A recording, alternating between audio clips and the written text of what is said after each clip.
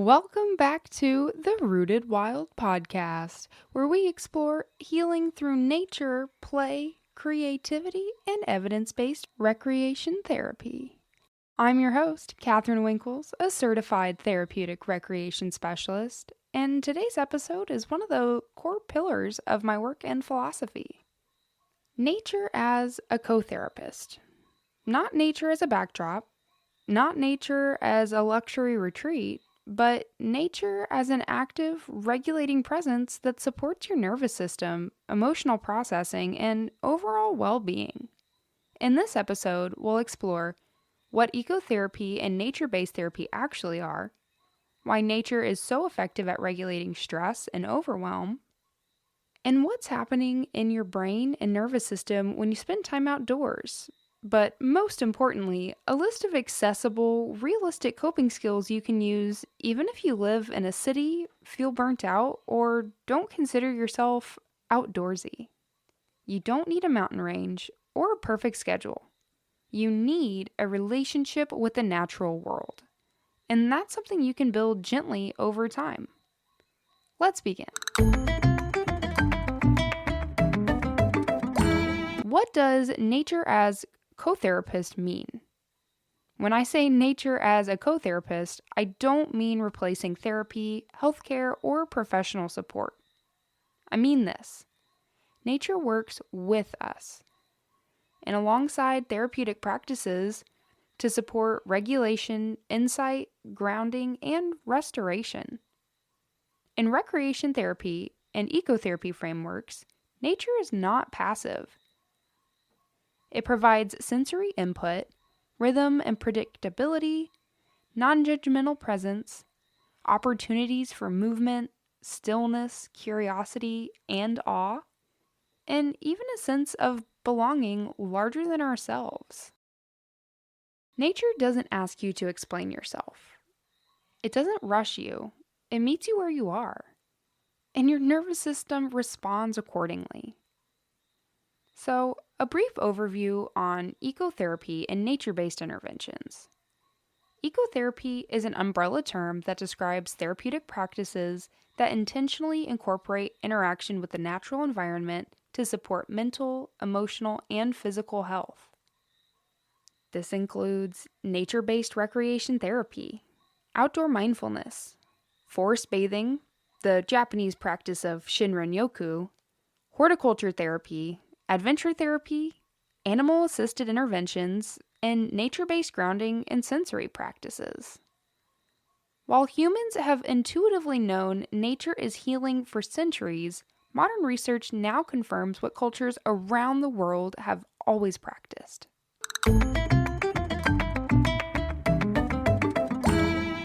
The science of why nature regulates the nervous system. So let's talk about what's happening inside your body. First of all, nature reduces stress hormones. Studies show that time in natural environments lowers cortisol, heart rate, and even blood pressure. Even brief exposure, as little as 5 to 10 minutes, can begin shifting the body out of fight or flight. Nature activates the parasympathetic nervous system. Natural sensory input, including gentle sounds, organic visual patterns, natural light, and rhythmic movement, signals safety to the brain. It's probably why you frequently hear bug sounds in the background of my podcast. I love to have my bug machine on pretty much all the time. But these natural sensory inputs activates the parasympathetic nervous system, which is responsible for rest, digestion, emotional regulation, immune support, and recovery from stress. Attention restoration theory, or ART. According to ART, natural environments give the brain a break from constant decision-making, screens, alerts, and multitasking. Nature uses what researchers call soft fascination, where your attention is engaged but not strained. This improves focus, memory, mood, and even cognitive flexibility. Nature also supports neuroplasticity, Regular exposure to nature has been associated with improved emotional regulation, reduced anxiety and depression symptoms, and increased creativity and problem solving. Your brain literally benefits from varied natural sensory experiences. Nature supports a sense of belonging. Humans evolved in relationship with the natural world. Disconnection from it can increase feelings of isolation, stress, and dysregulation. Nature reminds the nervous system, I am part of something larger, and I am safe here. Why nature works when talking doesn't. Sometimes words aren't accessible. Sometimes insight isn't the first step. Nature-based coping works because it bypasses overthinking, engages the body directly, offers regulation without analysis, provides co-regulation through environment, and allows emotions to move without pressure. This is especially helpful for burnout, trauma, grief, sensory overload, neurodivergence, and chronic stress. Nature doesn't require performance, it invites presence.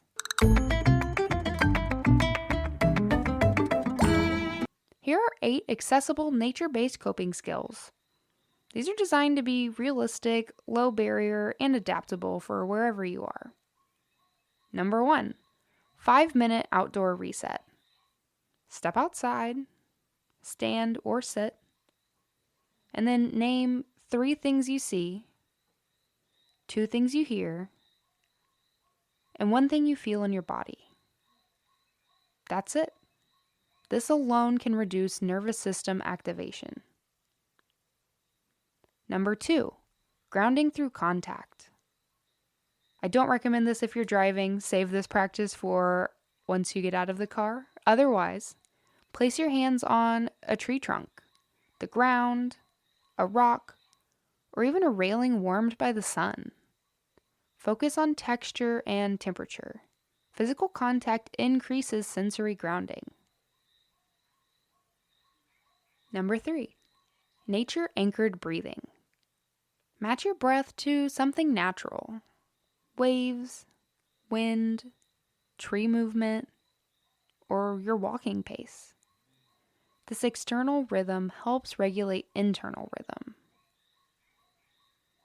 Number 4, sit spot practice. Choose one consistent outdoor spot. Visit it regularly, even just briefly. Notice what changes. Notice what stays the same. This builds safety and familiarity for the nervous system.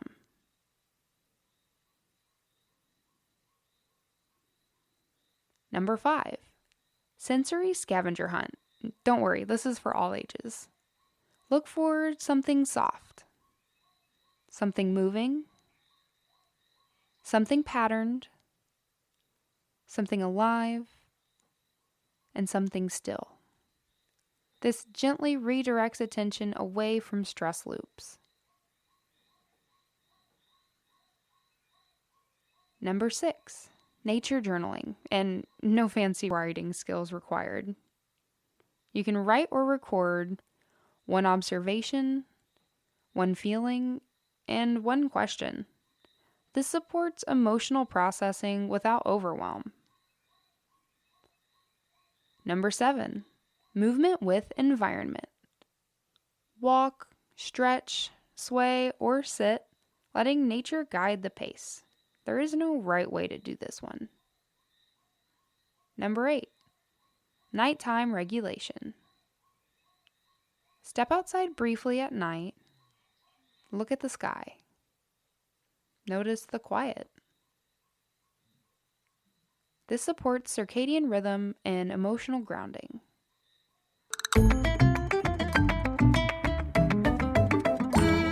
Let's do a short guided nature check-in. If you're able, imagine yourself outdoors, or notice the environment around you now. Take a slow breath in through your nose, And exhale gently.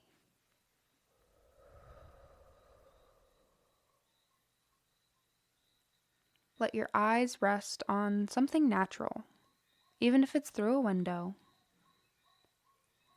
Notice color, movement, light. Allow your shoulders to drop. Ask yourself quietly, what does nature offer me right now? There's no correct answer. Take one more slow breath.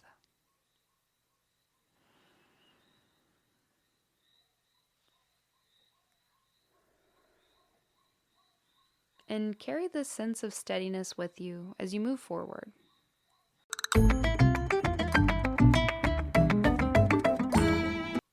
Nature doesn't fix everything, but it supports everything.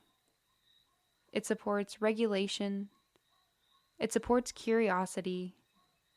It supports rest. It supports healing at a pace your nervous system can tolerate.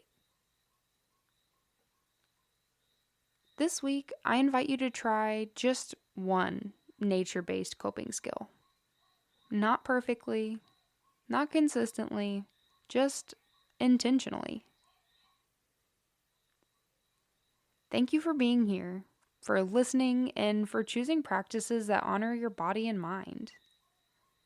You can explore our self-guided resources and nature-based toolkits at rootedwildretreats.com, where you can find more information on this topic on the blog for Wild Mind Publications, or connect with me on Instagram at rooted_wild_retreats for daily inspiration on living more grounded, creative, and connected to the natural world. Until next time, stay rooted, stay curious, and let nature support you. And always remember to stay wild.